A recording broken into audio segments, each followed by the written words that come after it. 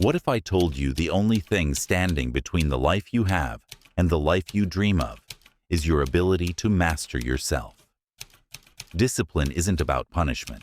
It's about power. It's about rewiring your brain, breaking free from laziness, and commanding your mind like a weapon. This audiobook will shatter excuses, expose your patterns, and give you the psychological edge to finally take control.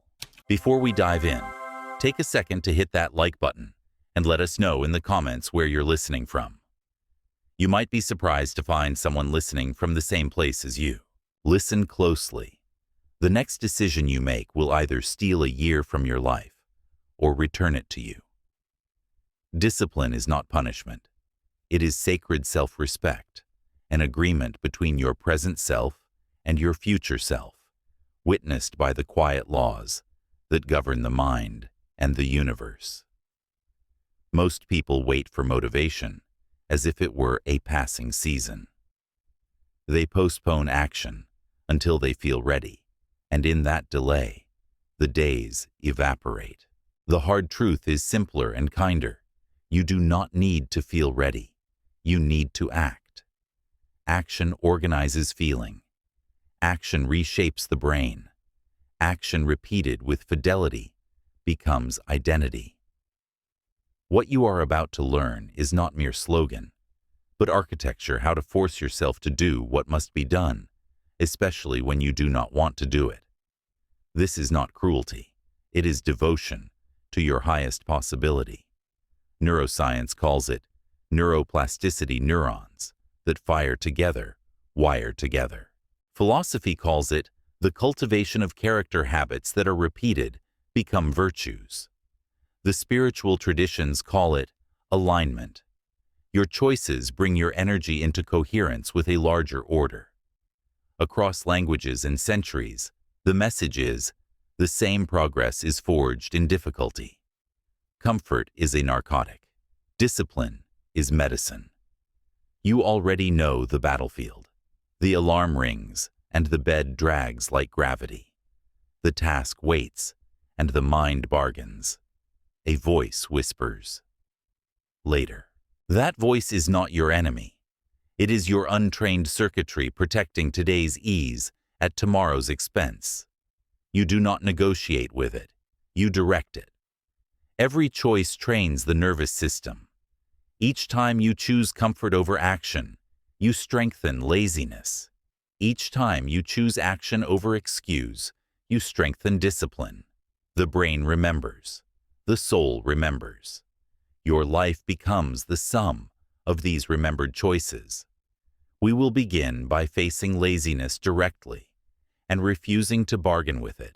Then we will train instant response through small, immediate actions that cut hesitation before it hardens. We will master thought before it masters behavior, using awareness and replacement to end the tyranny of unexamined narratives. Through repetition, we will engrave new patterns until effort becomes familiar. We will replace negative self-talk with strict self-direction, the inner voice of a leader, not a victim. We will apply pressure deadlines, accountability standards, so comfort loses its leverage. We will choose effort over relief, project long-term consequences to defeat impulse, and direct our limited daily energy only to what truly matters. Finally, we will condition a mind that acts without waiting for motivation, supported by ritual environment and identity. None of this requires perfection. It requires decision, followed by repetition. Imagine a lens concentrating scattered light into fire. Your attention works the same way. When your thoughts, words, and actions align, you become coherent, psychologically, spiritually, energetically. The distracted life leaks power. The disciplined life gathers it. In that gathering, anxiety quiets, purpose sharpens, and capacity grows. This is a book about building that coherence, about turning I should into I do, and I do into I am. It will ask you to act now, not later. to respect your future enough to endure present discomfort, to place your life under laws that have never failed anyone who obeyed them. If you will give me your attention and give yourself your word, the next chapters will give you the tools. Begin here, stand up when it is time to stand. Begin when it is time to begin. Refuse to negotiate with weakness. The path is narrow at first and wide later. Step onto it. Chapter 1. Face. Laziness directly and refuse to negotiate. Laziness is subtle. It rarely introduces itself as, "I will ruin your future." It arrives instead with comforting whispers. Stay a little longer. You've earned a break. Tomorrow will be better. It shows up not only as stillness, but as distraction, scrolling endlessly through a screen busy work that keeps you occupied, but not progressing, indulging in tasks that look active, but hide avoidance. Laziness is not the absence of movement. It is the misdirection of your life force. And unless you confront it directly, it will negotiate your destiny away one compromise at a time. Science tells us that the brain is designed to conserve energy. From an evolutionary perspective, laziness once meant survival. Why burn calories when food was scarce? But in today's world, this same mechanism betrays us. The neurological pull toward ease is ancient, but it is no longer protective. In fact, it is destructive. To surrender to laziness now is to allow outdated wiring to dictate your highest potential. Philosophy frames the same lesson. The Stoics wrote that virtue lies in what is difficult. To choose ease is to choose weakness. To choose effort is to choose strength. And spiritual wisdom echoes this truth. Inertia is not just physical, it is energetic. In yogic thought, tamas, the energy of heaviness and stagnation, clouds the mind and shackles the soul. Left unchallenged, it pulls you deeper into passivity until opportunities vanish and regret multiplies. You cannot argue with laziness because laziness is an expert debater. It always has a reason. You worked hard yesterday. You don't feel ready today. One skipped task won't matter. But every time you negotiate, you train your body to obey weakness. The habit of delay becomes the architecture of your character.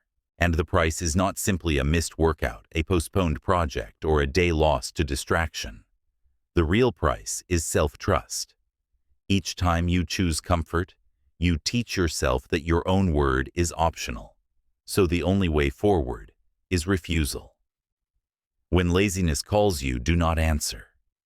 When it whispers, you silence it with action. This is not cruelty. It is clarity. To act immediately, even in a small way, is to break the pattern of inertia and to reclaim your authority over yourself. Imagine waking up and feeling the heavy pull of your bed. In that moment, you are standing at the gate of two realities, one shaped by surrender, one shaped by effort. Each choice strengthens one path and weakens the other. The universe does not punish you for choosing comfort.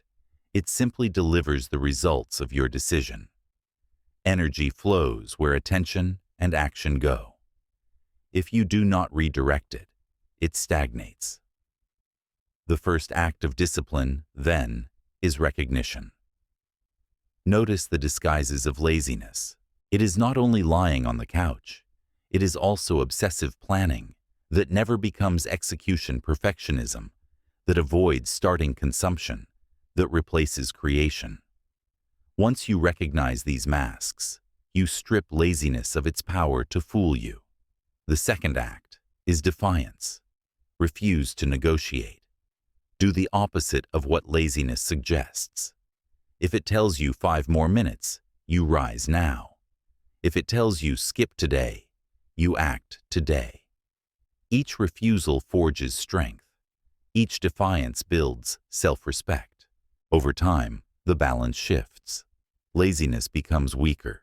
Discipline becomes stronger, until action is no longer forced. It is simply who you are. Remember, this laziness does not disappear. It returns tomorrow and the day after. But every act of discipline is a declaration of war against stagnation and a vow of loyalty to your future self. Discipline is not about waiting until you feel like moving. It is about moving precisely when you least feel like it.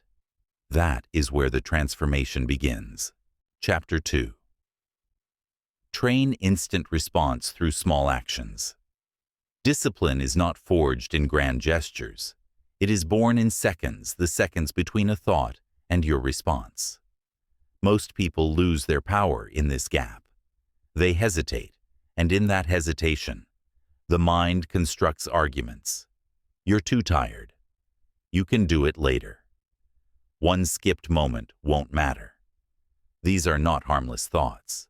They are chains, and every link forged in delay makes the next action harder.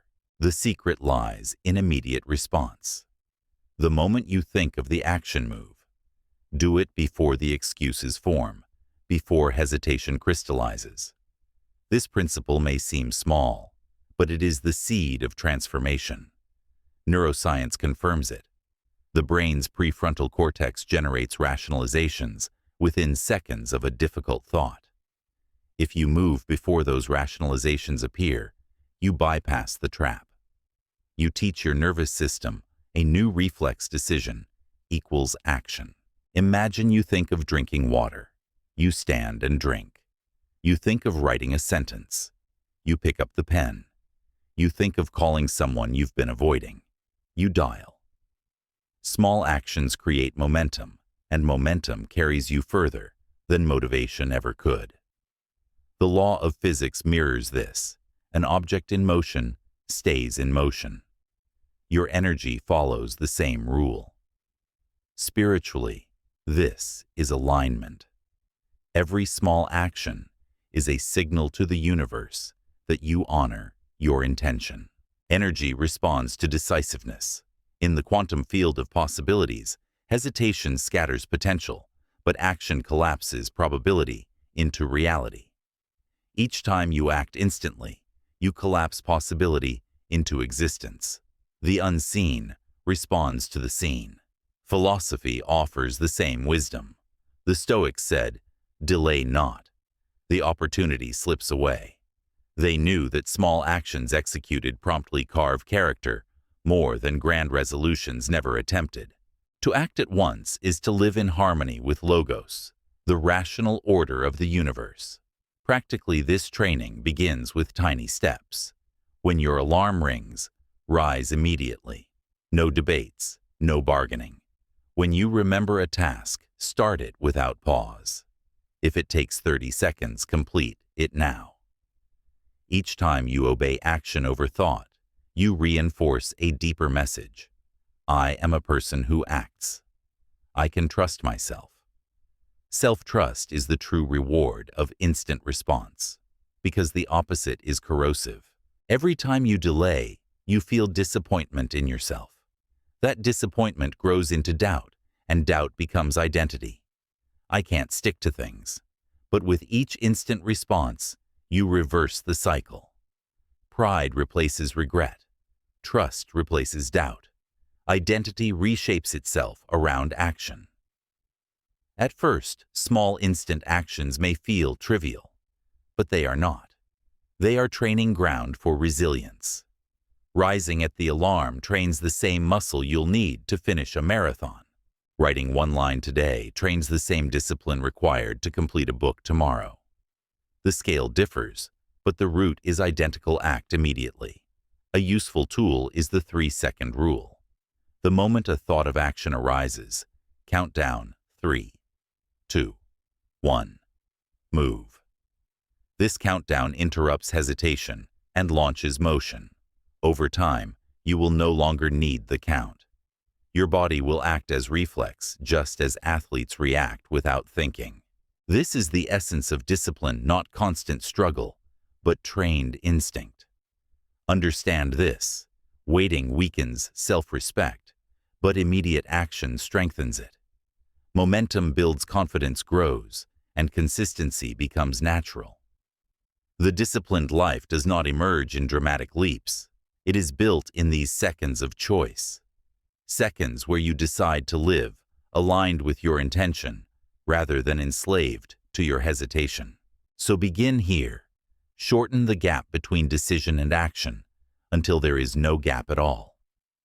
Every instant action is a victory, not only over laziness, but over entropy itself.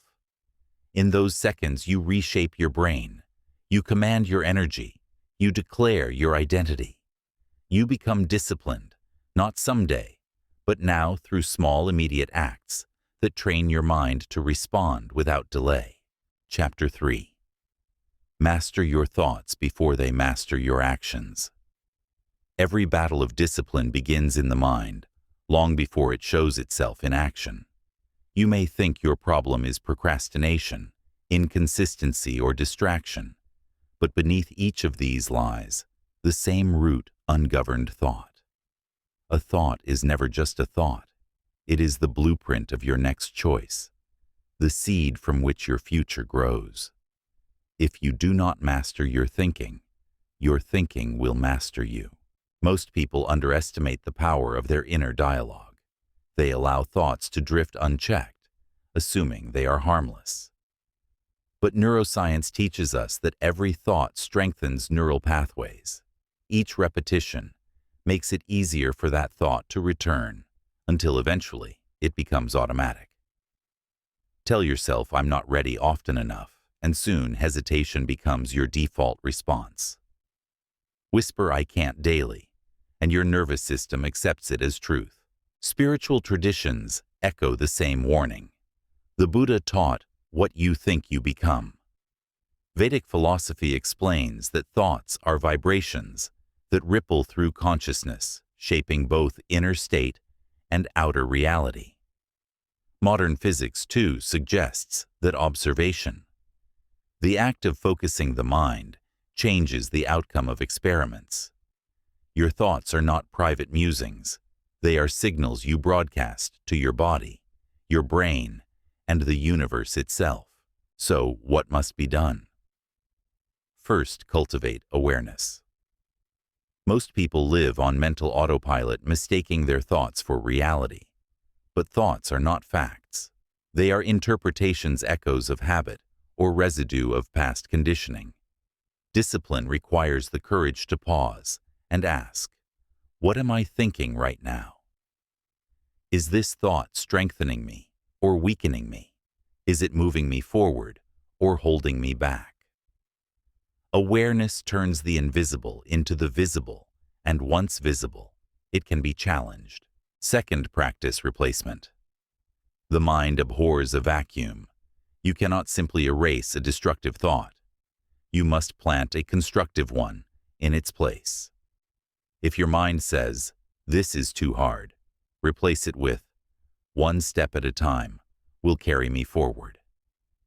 If your thought whispers, "I don't feel like it," replace it with, "Feelings are fleeting, but my decision is permanent." With repetition, the new thought gains dominance, and the old one fades. Third, guard your environment. Thoughts do not arise in isolation. They are seeded by what you consume and who you surround yourself with. Negativity in your circle becomes negativity in your mind. Endless distraction breeds scattered thinking. To discipline your thoughts, you must discipline your inputs. Books, conversations, media, all must align with the life you intend to build. In spiritual traditions, this is called satsang, keeping company with that which uplifts and purifies. Finally, reflect daily. Set aside time to examine your thought life. Ask yourself, where did my thoughts serve me today? Where did they sabotage me? This reflection sharpens awareness and prevents destructive patterns from hardening into identity. Over time, you will notice that your emotions, once unstable, become steady, because emotions follow thoughts. With steady emotions come wiser choices, and with wiser choices, disciplined action. Think of the mind as a garden. Left unattended, weeds of doubt and laziness multiply quickly. But if you choose carefully what to plant, clarity, courage, direction, your actions will bear fruit. Every disciplined person you admire began by mastering their thoughts.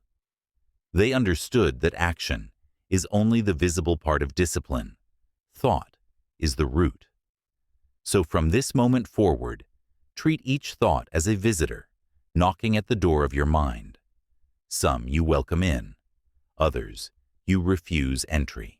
This single act of discernment is discipline at its highest level, the governance of your inner kingdom.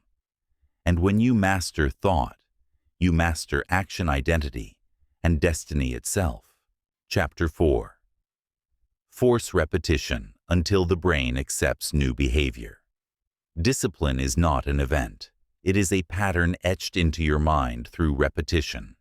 Every behavior, whether constructive or destructive, is written into the brain by doing it again and again. The first time you attempt something difficult, waking earlier, resisting distraction, exercising when tired, it feels heavy and unnatural. But if you persist, repetition transforms resistance into familiarity, and familiarity into habit. What once felt forced becomes automatic. Neuroscience calls this neuroplasticity, the brain's ability to rewire itself through consistent practice.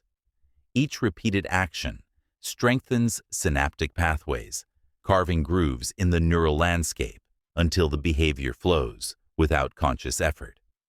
Imagine water running across sand. At first, it leaves a faint trace, but with each pass, the groove deepens, guiding future streams. Your habits are those grooves. Repetition, whether of weakness or strength, decides the channels through which your life will flow. Spiritual traditions describe the same truth in different language. Yogic philosophy teaches that samskaras, impressions, left by repeated actions, form patterns in consciousness that shape destiny. The more you repeat, the stronger the imprint. Likewise, Stoic practice emphasized daily exercises, journaling, rehearsing adversity, disciplining desire. They knew that greatness is not built in moments of inspiration, but in rhythms of repetition. Cosmic law echoes it too. Stars, planets, even galaxies move in repeating cycles, and in their order lies stability. To live with discipline is to align your life with this universal rhythm. But here lies the great mistake. Most people quit in the middle when repetition still feels uncomfortable. They expect new habits to feel natural immediately, and when they don't, they surrender. They dig up the seed before it can sprout. Yet the discomfort is not a sign of failure. It is the brain's resistance to abandoning old grooves. The only cure is to push through until the new pattern is stronger than the old. Repetition does more than engrave behavior. It builds evidence. Every time you complete the action, no matter how small, you prove to yourself, I can do this. One workout proves you are capable of movement. One page written proves you are capable of creation. Over time, these proofs accumulate into conviction, and conviction changes identity. You no longer say, I am trying to be disciplined. You say, I am disciplined. The practical key is consistency, not intensity. 100 push-ups once will not change your life. 10 push-ups daily for a year will. Reading 2 pages each night rewires your brain more than reading a book once and quitting.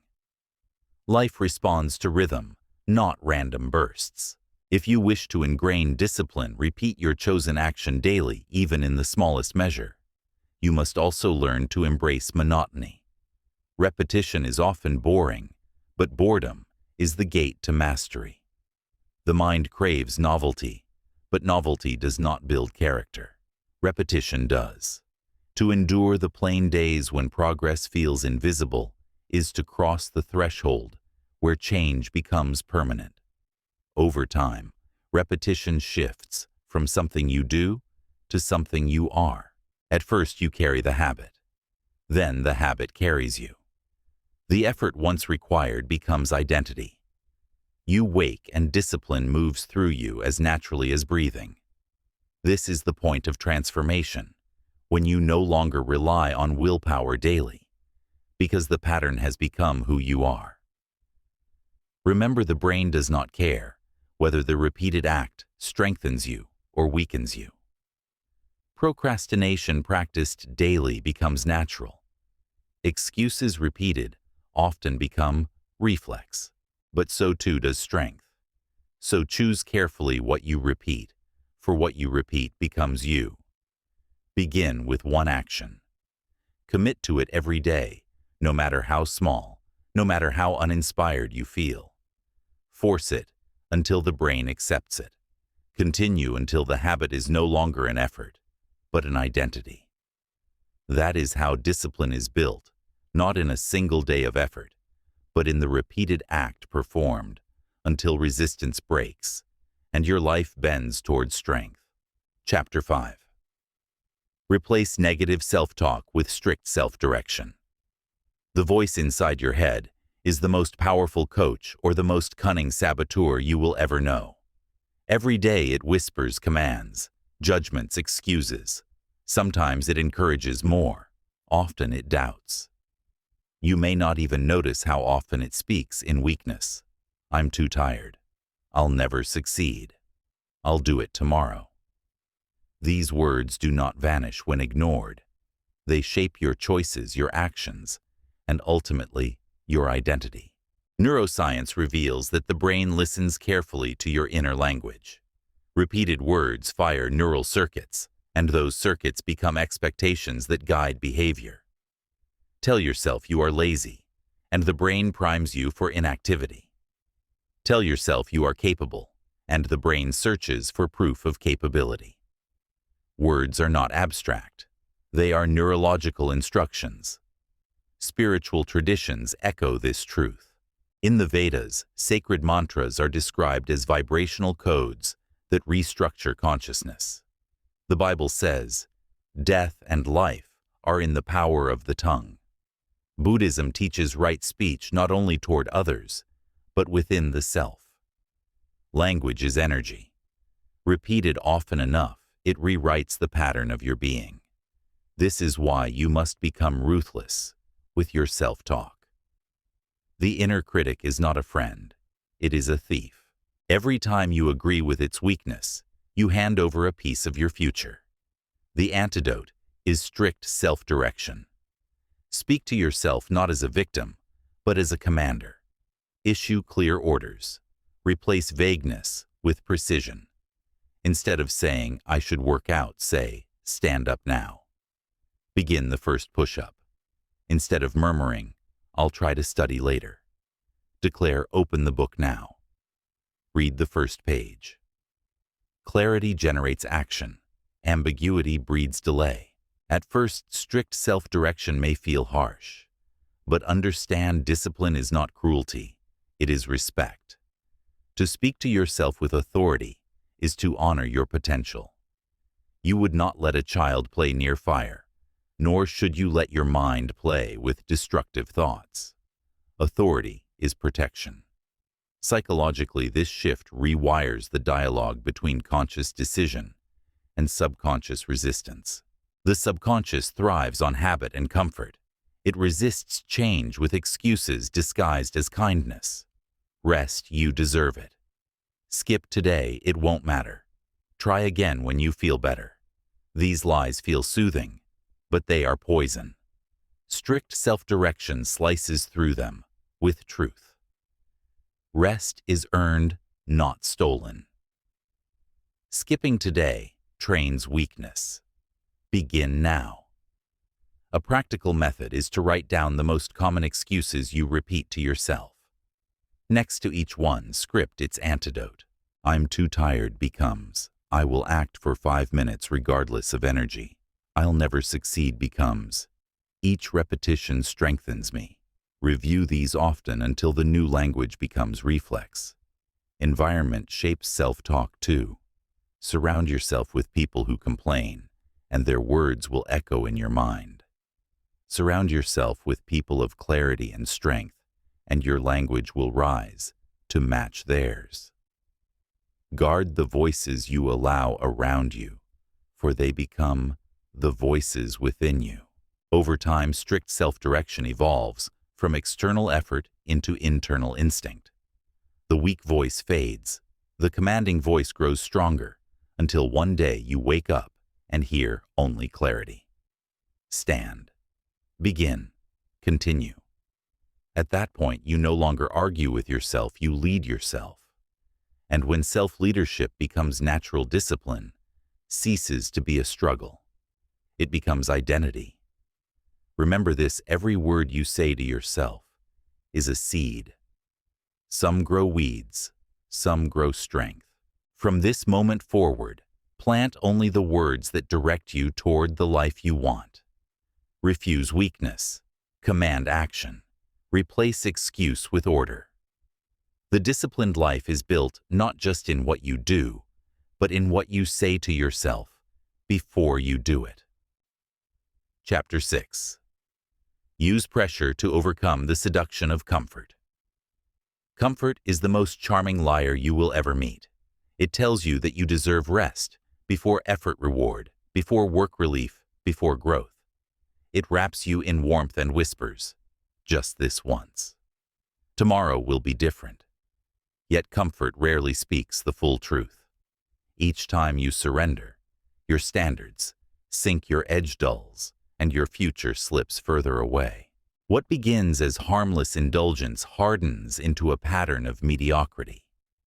The human nervous system is designed to conserve energy. Left unchallenged, it defaults to the path of least resistance. But comfort is not neutral. It erodes resilience. To defeat it, you must use a force stronger than comfort pressure. Pressure is the counterweight that tips the balance toward action when your mind resists. It is the invisible fire that compels you to move when every cell begs you to stay still. Think of deadlines. How often have you delayed until the final hour, only to complete in one day what you avoided for weeks? That was not a sudden miracle of productivity. It was pressure sharpening your focus. The same principle applies everywhere. When pressure rises, performance follows. The tragedy is that most people wait for external pressure emergencies, consequences, crises before they act. Discipline begins when you stop waiting and learn to create pressure for yourself. There are many ways to do this. The first is accountability. Tell someone your goal, announce it publicly, or tie it to your reputation. When others are watching, you raise your own standards.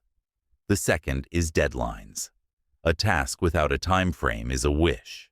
A task with a deadline is a demand. Compress your deadlines to create urgency. This trains you to cut distraction and act decisively. Financial pressure is another tool. Invest in your growth in a way that forces you to follow through. Pay for the course, buy the equipment, commit resources. When something is at stake, you resist the temptation to waste it. Even symbolic investment works. When you assign value to your effort, you respect it more.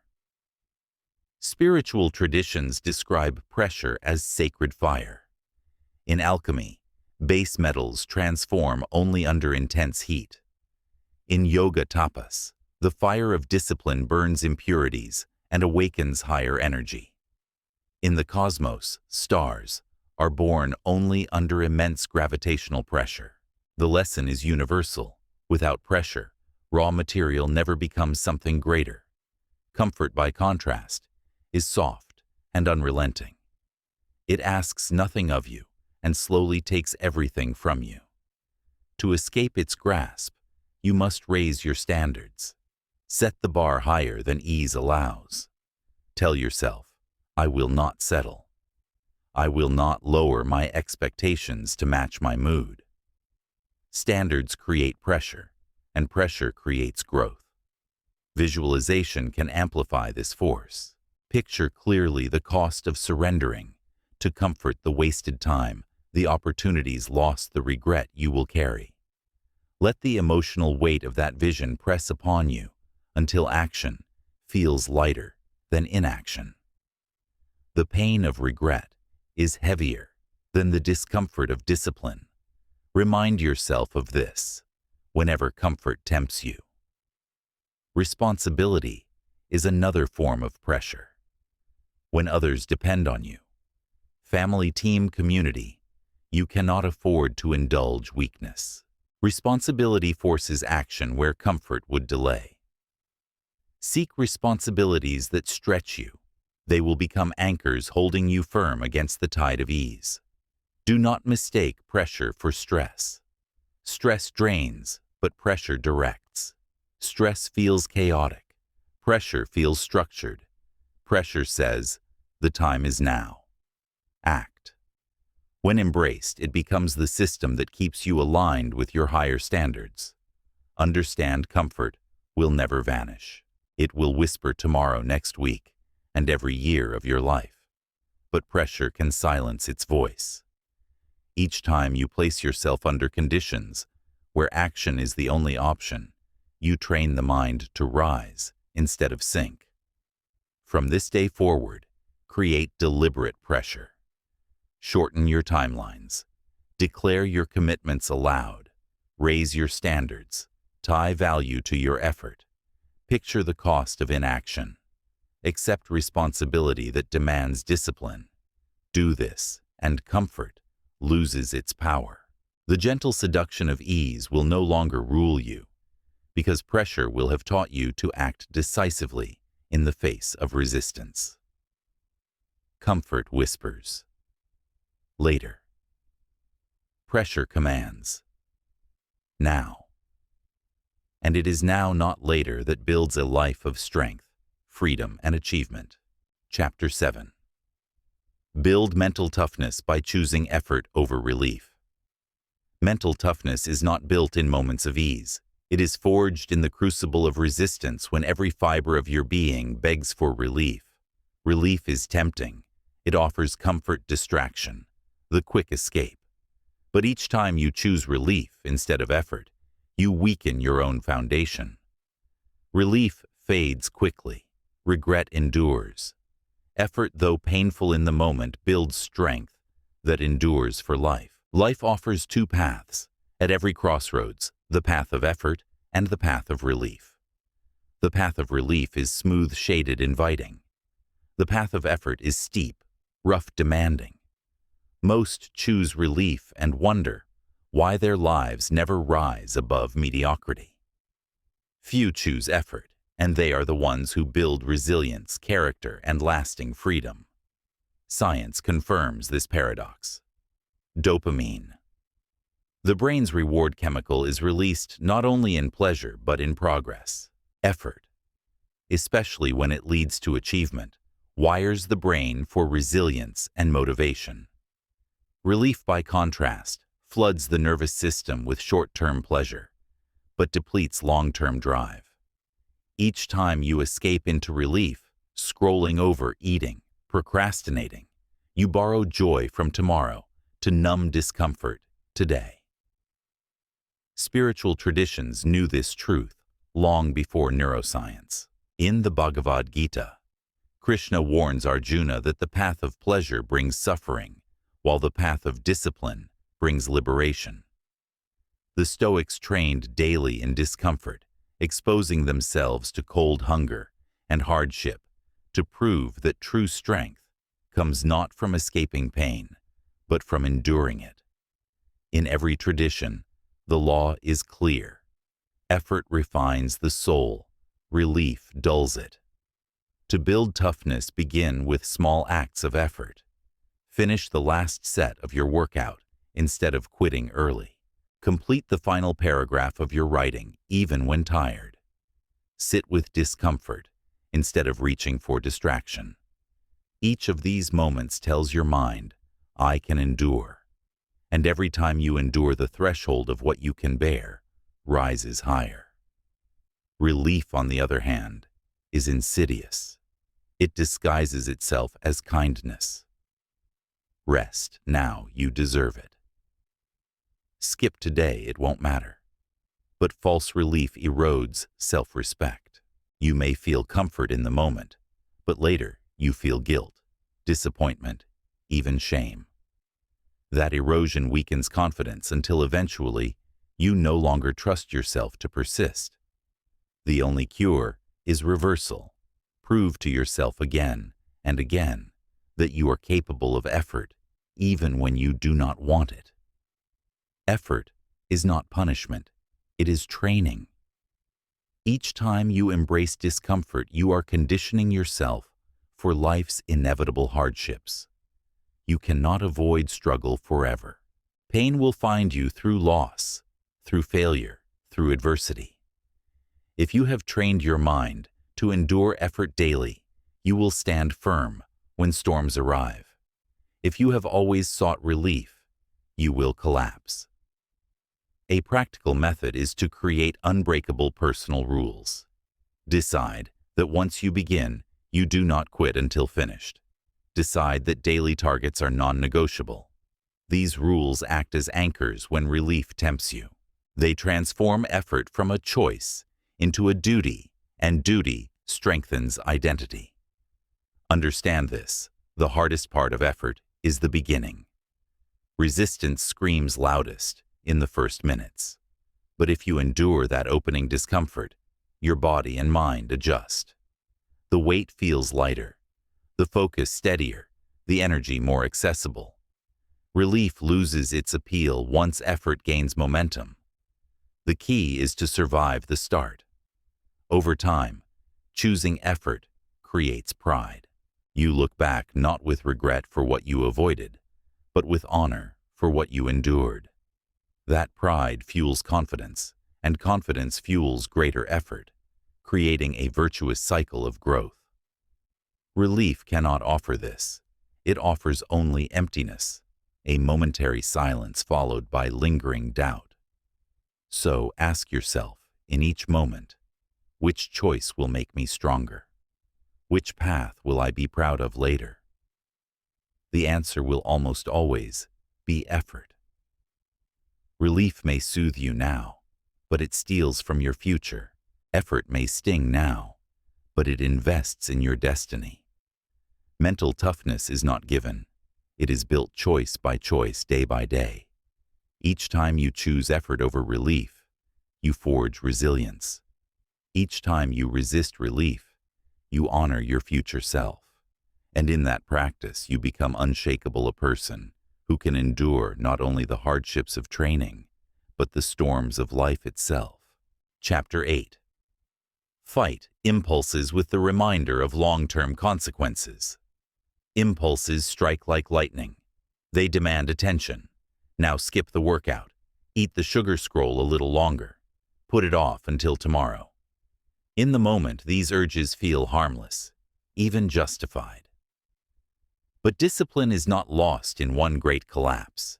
It is lost in 1,000 small impulses obeyed. Each surrender seems minor, but together, they shape a pattern of weakness that governs your future. To master discipline, you must master the art of pausing. When an impulse arises, do not obey it instantly. Create a gap between urge and action, and in that gap, remind yourself of the long-term consequence. Ask, if I follow this impulse, what pain will I face tomorrow? What regret will linger next month?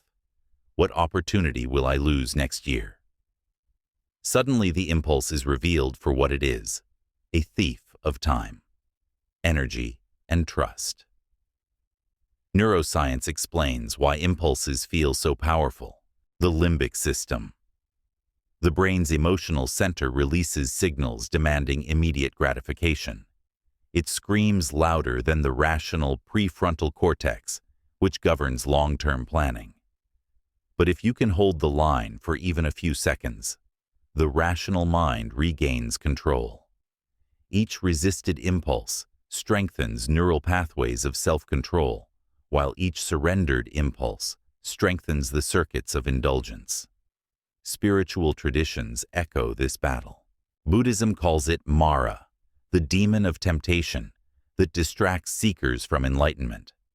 Christianity calls it the flesh pulling the soul away from higher purpose. The wisdom is the same: to obey. Every urge is to become enslaved. To master impulse is to become free. The practical tool is visualization. Do not imagine only the sweetness of the impulse. Project yourself into the future and feel the bitterness of regret. Picture the body weakened by skipped training, the mind cluttered by unfinished work, the years wasted in delay. Let that pain be heavier in your heart than the false pleasure of the moment. When the cost is vividly seen, the urge loses its power. Another tool is replacement. Energy cannot simply be suppressed, it must be redirected. If you feel the impulse to quit, channel it into beginning something small. If you crave distraction, replace it with an action aligned to your purpose. Over time, your brain learns that an urge does not equal obedience.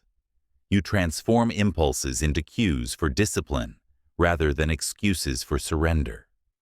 Cosmic law illustrates the same principle. Every choice sends ripples into the field of creation. Impulses are short-term vibrations that collapse into long-term realities.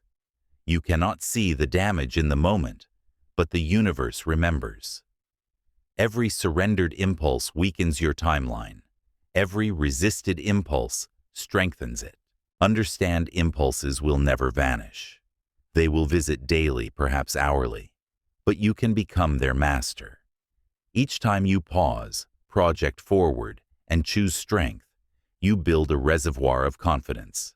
Soon you will no longer fear impulses because you know they do not control you. You control them. The truth is simple. The pain of effort is temporary, but the pain of regret is permanent. In every moment of temptation, ask yourself which pain you prefer.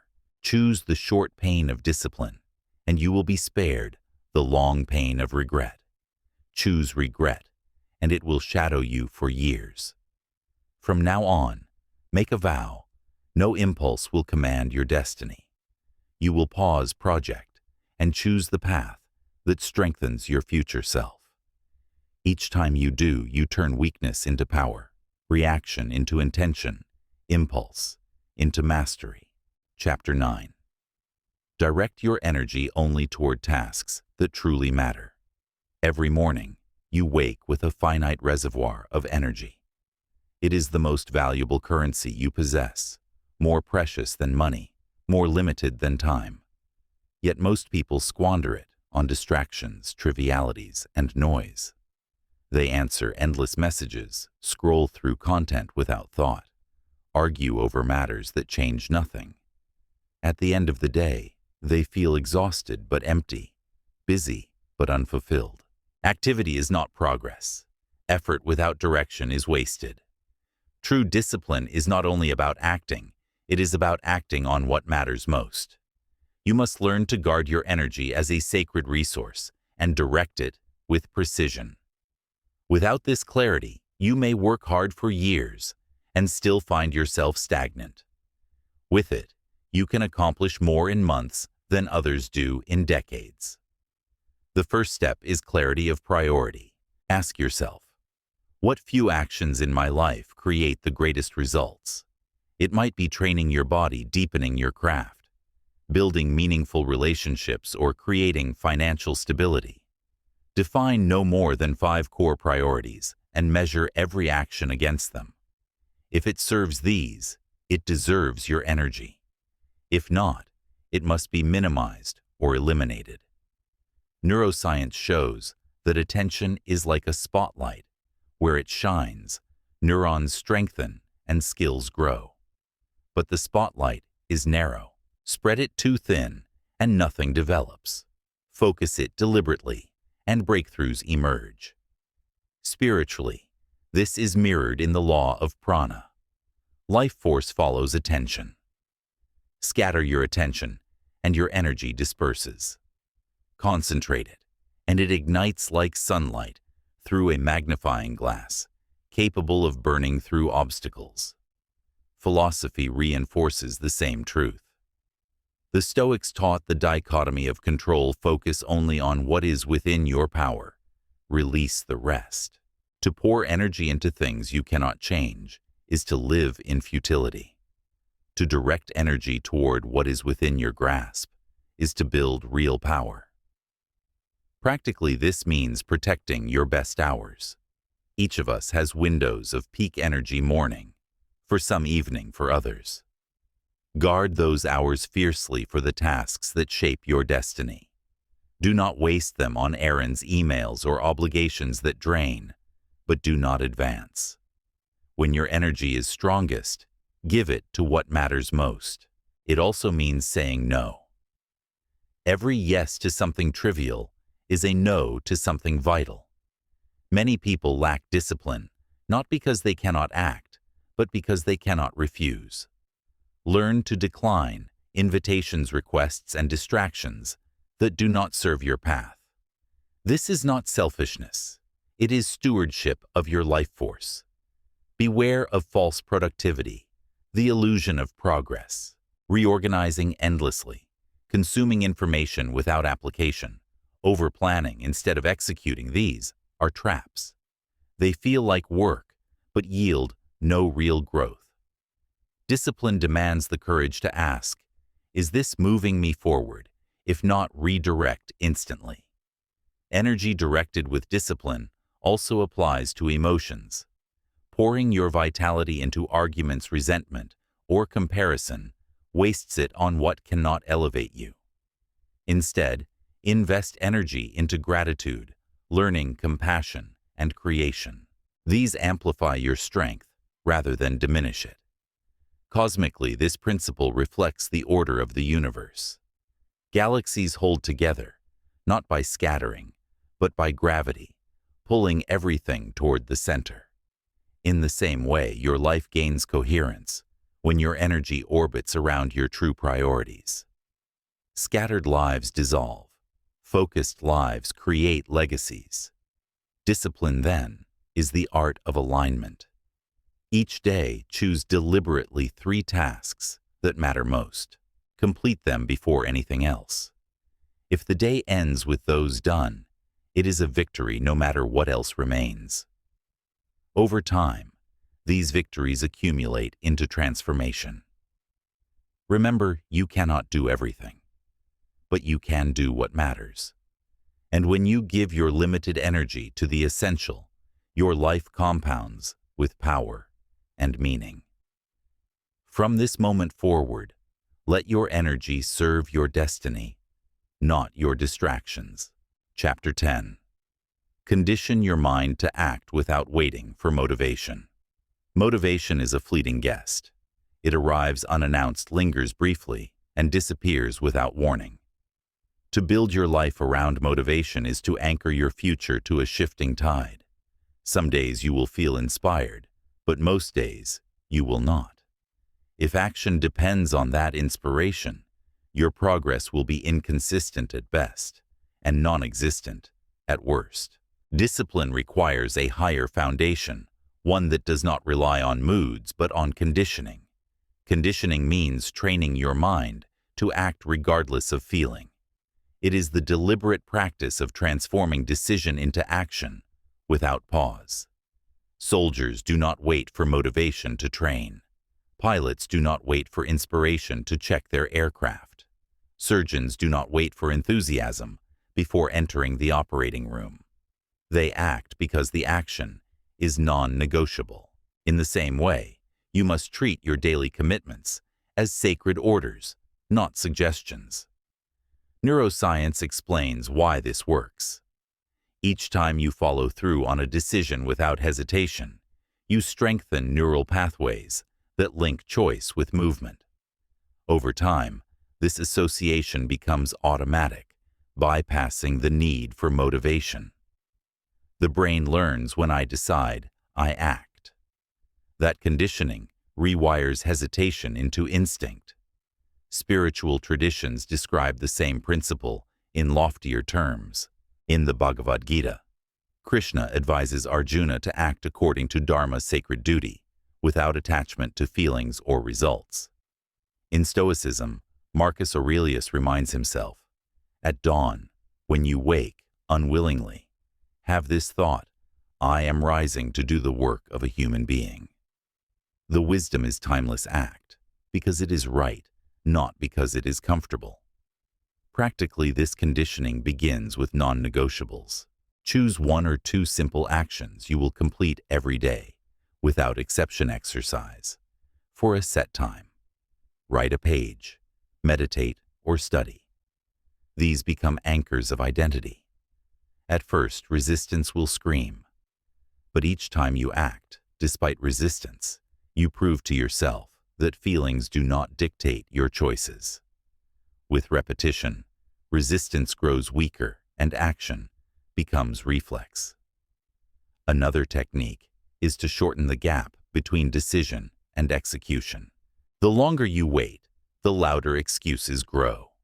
When the thought arises, move immediately. Stand up, open the book, begin the task. Immediate action silences the voice of laziness before it finds its argument. Reframe how you view motivation. Do not treat it as a prerequisite, but as a bonus. If it arrives, welcome it. If it does not, act anyway.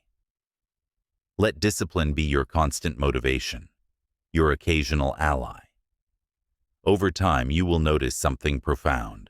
Action itself creates motivation. Momentum fuels emotion, not the other way around. Identity deepens this conditioning. Stop telling yourself, I need motivation. Instead, affirm, I am the kind of person who acts. Identity-driven behavior is stronger than feeling-driven behavior. When discipline becomes who you are, acting without motivation is no longer difficult. It is natural. Cosmically, this principle mirrors the orbits of planets and the rising of the sun. The universe does not act when it feels like it. It acts in rhythm, in order, in obedience to laws that never waver. To align your life with that cosmic law is to build consistency beyond the fluctuation of human moods. Remember, every time you act without motivation, you are not only completing a task, you are engraving a deeper truth into your mind. I am stronger than my feelings. I act because I choose to not, because I feel like it. Discipline is not waiting for inspiration. Discipline is becoming the kind of person who no longer requires it. From this day forward, commit to conditioning your mind until action is, reflex duty is joy, and progress is inevitable. Chapter 11. Build a system that makes discipline automatic. Discipline is often misunderstood as raw willpower, a constant struggle between desire and duty. But willpower alone is fragile. It fluctuates with energy, mood, and circumstance. True discipline is not about fighting every battle in the moment. It is about building a system that makes the right action the default choice. When your environment, routines, and habits are designed to support discipline, effort transforms into flow. Think of the body's autonomic systems. Your heart beats, your lungs breathe, your cells regenerate without you having to force them. In the same way, discipline can become almost automatic when you construct structures that eliminate friction and reduce the need for decision-making. This is not laziness, it is wisdom. The less energy you waste on trivial choices, the more energy you preserve for meaningful action. Science confirms this principle. Psychologists call it decision fatigue. The more decisions you make in a day, the weaker your self-control becomes. That is why leaders like Steve Jobs or Barack Obama wore the same style of clothing daily to conserve willpower for what mattered most. The lesson is simple. Discipline is not about making more decisions. It is about making fewer, but better ones, by automating your environment. Start by designing your space. If you want to read more place books on your desk, instead of your phone. If you want to exercise, lay out your workout clothes the night before. If you want to eat healthier, remove junk food from your kitchen. Small adjustments create silent cues that guide your behavior without struggle. Next, establish rituals. Rituals are repeated actions tied to specific triggers. Morning routines, work start rituals, evening wind downs. When practiced consistently, rituals condition your brain to enter states of focus or rest automatically. Meditation at sunrise, journaling before sleep, or stretching before work all signal to your mind, "This is what I do at this time." Over weeks, the need for negotiation disappears, replaced by instinct. Accountability is another pillar of system building. Share your goals publicly, track your progress visibly, or commit to a mentor. Humans are wired for social reinforcement.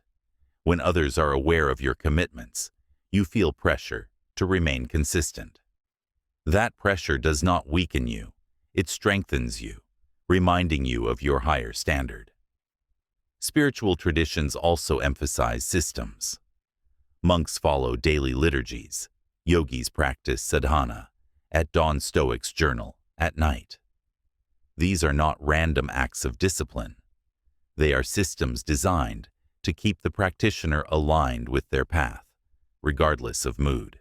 Cosmic order flows through rhythm, and when you bring rhythm into your life, you align with that same universal harmony. Do not overlook the role of reward. Celebrate the process, not just the result. Each time you follow your system, acknowledge the victory. Neuroscience shows that positive reinforcement strengthens neural pathways, making the behavior easier next time. Over time, your system will not feel like discipline. It will feel like self-respect, embodied in routine. The ultimate goal is to shift from a life of constant internal battles to a life where the path of discipline is the path of least resistance. When your habits, environment, and rituals are designed well, discipline no longer feels like a struggle against yourself. It becomes the natural expression of the person you have chosen to be.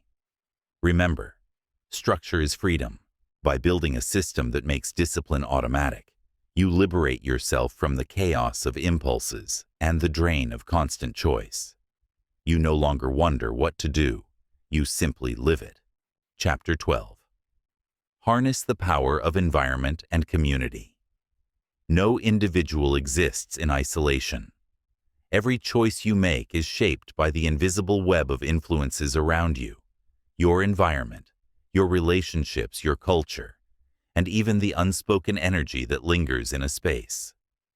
If you want to master discipline, you must master the environments you inhabit and the communities you belong to. Consider the principle from behavioral science. Human beings are adaptive creatures. We unconsciously mirror the habits of those around us.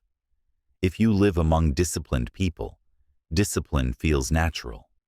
If you surround yourself with complacency, laziness becomes the norm. This is not weakness, it is biology. Mirror neurons in your brain fire when you observe the actions of others, priming you to imitate them. Environment silently scripts your behavior. This is why successful athletes train with other champions, why monks live in monasteries, why masterminds gather entrepreneurs together. They understand a profound truth. Discipline is contagious. Place yourself in an environment of excellence, and you will rise to meet it. Stay in an environment of mediocrity, and it will quietly lower your standards. Start with your physical space. A cluttered desk breeds distraction. A clean desk breeds focus. A noisy environment fuels agitation.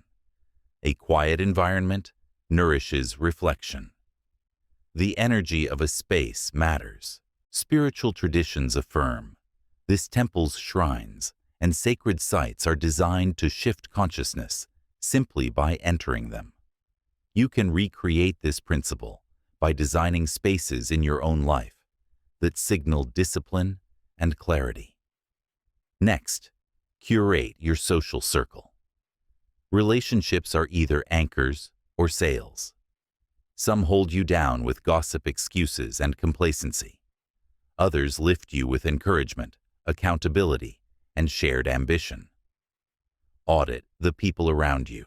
Ask yourself, does this person pull me toward my higher self or drag me toward my lower self? The answer determines whether your discipline strengthens or weakens. Community also fuels perseverance. Alone, discipline often collapses under pressure. Together, it multiplies. This is why group challenges, study partners, or accountability partners are so powerful. They transform discipline from a private struggle into a shared commitment. When you fall, others lift you. When others falter, you rise to support them. Collective energy becomes a safety net and a source of momentum. Cosmically, this mirrors the principle of resonance. Just as tuning forks vibrate when placed near one another, human beings vibrate with the energy of those they associate with. Ancient philosophers advised, walk with the wise, and you will become wise. The law of energy states, what you dwell among you become. Your task is clear: engineer your environment and community, so that discipline is not the exception, but the expectation. Place yourself in rooms where excellence is normal. Spend time with people who demand growth, not excuses. Create spaces in your home that invite action, not distraction. Over time, these external forces will align with your internal will, creating a current so strong that discipline flows without constant resistance.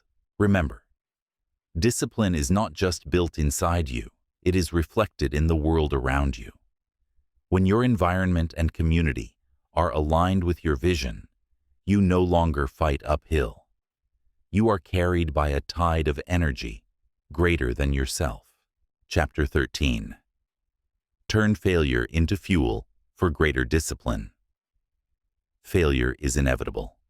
No matter how disciplined you become, there will be days when you fall short, when excuses win, when comfort prevails, or when effort does not bring the result you hoped for.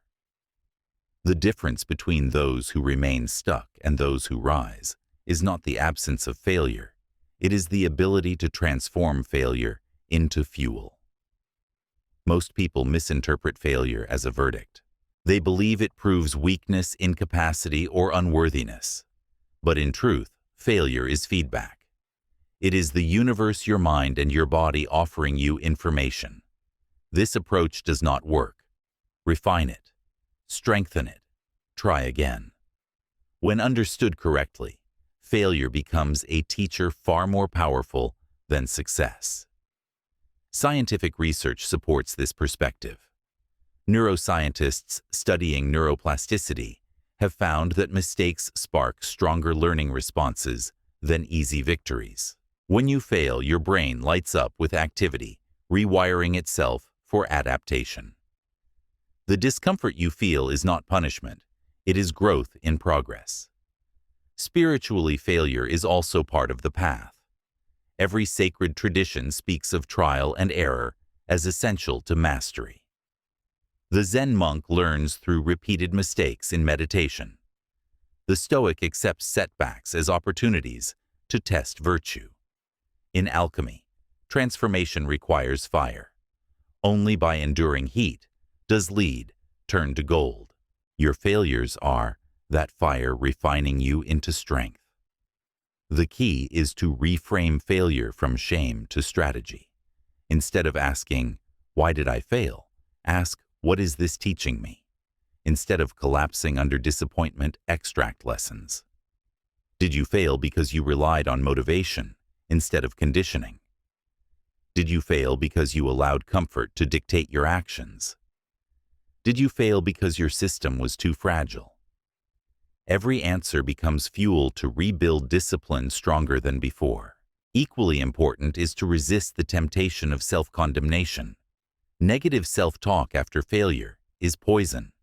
It convinces you that your mistakes define you, when in truth, your response defines you. Replace "I am weak" with "I am learning." Replace "I always fail" with "I am training resilience." By controlling your inner dialogue, you prevent failure from becoming identity and transform it into progress. There is also power in ritualizing recovery. After failure, act immediately to reclaim momentum. If you miss a workout, do 10 push-ups right now. If you oversleep, commit to focused work immediately upon waking. These small corrective actions signal to your brain, "I do not surrender to failure. I rise from it instantly." Psychologists call this the rule of never missing twice. One failure is human. 2 in a row is a pattern. Discipline lives in refusing to let mistakes compound. On a cosmic level, failure is not random. It is a recalibration of energy, a signal that you are misaligned with your higher path. Each time you stumble, you are given an invitation. Refine, adjust, transcend. Just as the stars collapse into supernovas, only to create new galaxies, your setbacks can explode into the very energy that fuels your expansion. The truth is, this failure will either weaken you or deepen you. The choice lies in your response. If you resist its lesson, it becomes weight. If you embrace its lesson, it becomes wings.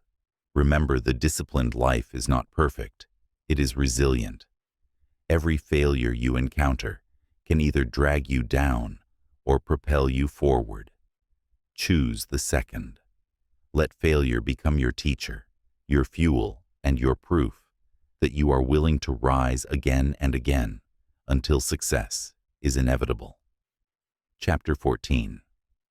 Align discipline with purpose and meaning. Discipline without purpose can feel like drudgery. You may push yourself for days, weeks, even months, but if you do not know why you are pushing, the effort eventually crumbles. True discipline does not come from force alone. It is sustained by meaning. When your actions are aligned with your higher purpose, discipline becomes less of a burden and more of a devotion. Purpose acts as the compass. It tells you which direction to walk when comfort whispers that all paths are equal. It reminds you that sacrifice has value, that the struggle you endure is not meaningless, but part of a greater design. Without purpose, discipline is like rowing without a destination.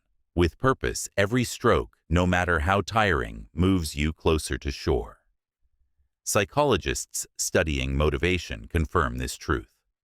Research on intrinsic motivation shows that people who connect their actions to personal values sustain effort far longer than those motivated only by external rewards.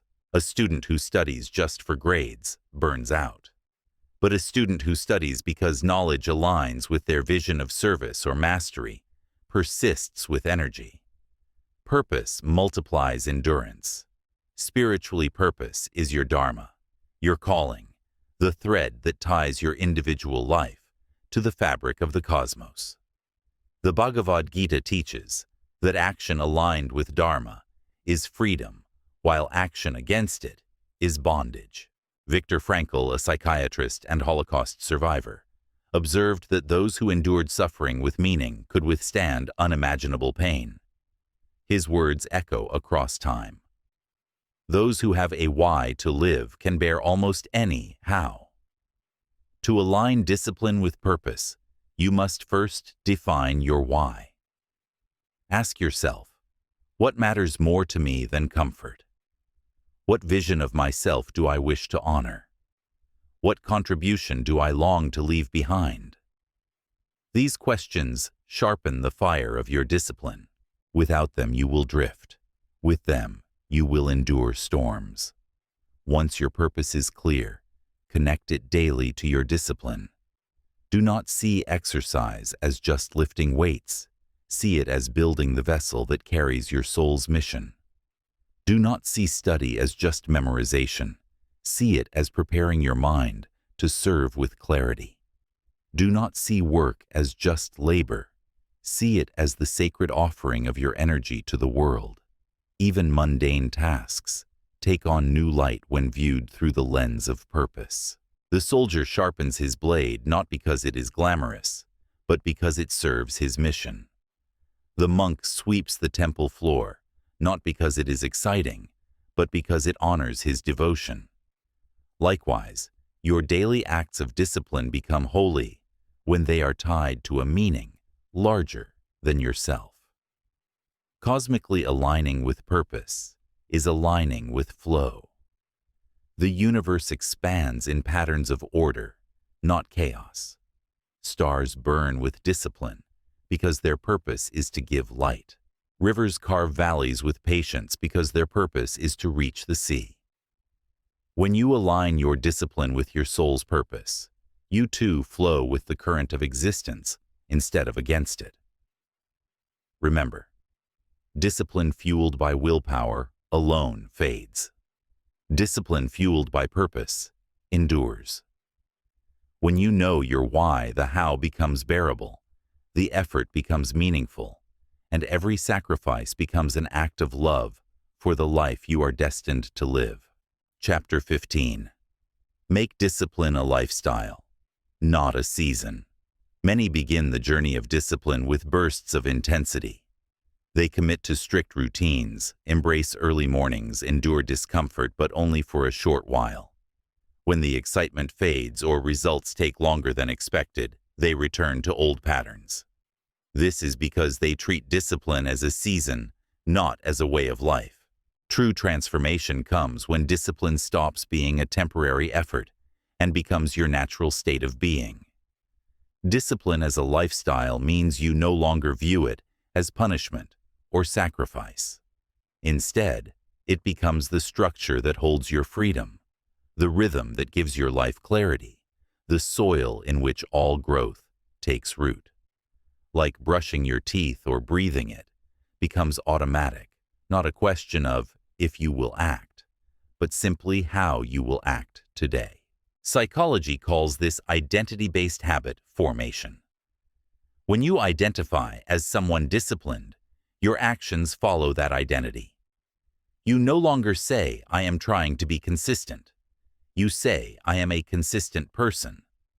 That subtle shift from doing to being cements discipline into your character. Effort may have started the journey, but identity sustains it. Spiritual philosophy echoes this truth. The Stoics did not practice self-control for a season. They lived it daily as a way of aligning with nature's order. Monastics follow rituals, not for weeks, but for decades, shaping their entire existence around discipline as devotion. In Taoism, the sage follows the Way Tao without forcing because it has become inseparable from who he is. To make discipline a lifestyle, build small rituals that integrate seamlessly into daily life. Wake with intention, not distraction. Begin work with focus, not hesitation. Close each day with reflection, not noise. These simple anchors, repeated endlessly, transform days into decades of disciplined living. Consistency also requires patience. Seasons of intensity may bring rapid growth, but lasting change is built in quiet persistence. Like the sculptor who chisels stone one strike at a time, you shape yourself with countless small, steady acts. The world may not notice your progress daily, but over years, your transformation will be undeniable. You must also learn to adapt discipline across seasons of life. What discipline looks like at 20 will not be the same at 40. Circumstances shift, responsibilities grow, but the essence remains the same: choosing action over excuse, clarity over distraction, purpose over comfort. Flexibility keeps discipline alive when rigidity would cause it to break. Cosmically, think of the planets. They do not orbit in perfect circles of convenience. They endure storms, shifts, and gravitational pulls, yet their rhythm remains eternal and dependable. To live disciplined is to align yourself with that same cosmic order, constant in direction, unshaken by temporary chaos.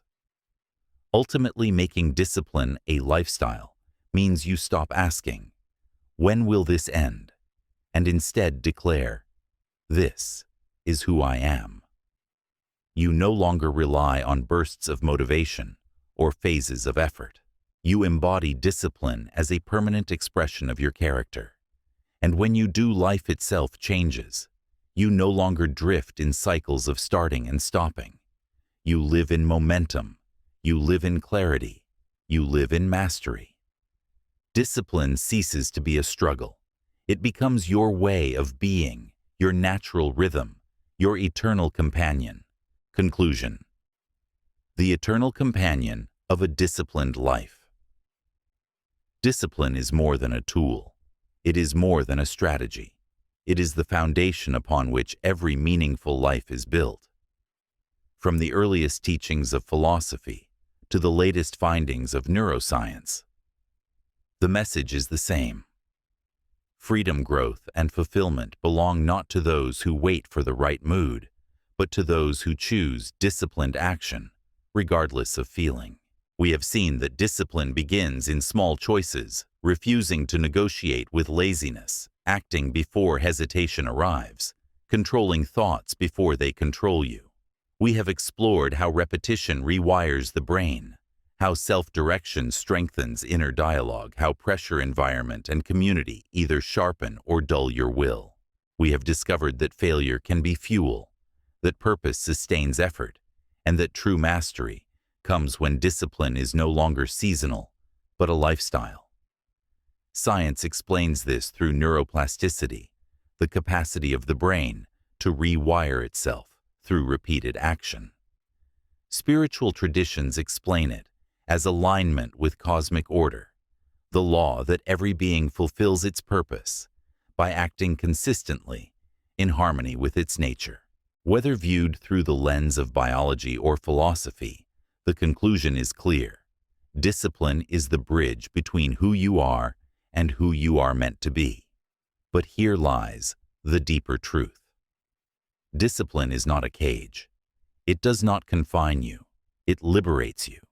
It frees you from the chains of impulse, from the chaos of distraction, from the weakness of delay. It gives you sovereignty over your mind, your body, and your destiny. The undisciplined life may appear free, but it is enslaved to passing moods and fleeting urges. The disciplined life may appear demanding, but it is the only path to real freedom. Remember, discipline will always demand something of you. It will demand effort, sacrifice, and patience. But what it gives in return is immeasurable self-respect, clarity, mastery, and the quiet confidence that you can trust yourself, no matter what storms arise. So let this be your vow to walk with discipline, not as a temporary companion, but as your eternal ally. To wake each day with the resolve to act before comfort steals your time. To choose effort over relief, purpose over distraction, growth over stagnation. To make discipline not just what you do, but who you are. Because when you do, you will discover a truth as old as the stars. Discipline is not the end of your freedom, it is the beginning. And in that beginning lies a life of strength, of clarity, and of limitless possibility. Thank you for listening with an open mind and heart. If a certain chapter or insight resonated most with you, share it in the comments. You might help someone else find exactly what they need today. Keep this book saved so you can return to its words whenever life calls for reflection or guidance. I wish you health, peace, and wisdom in every step you take.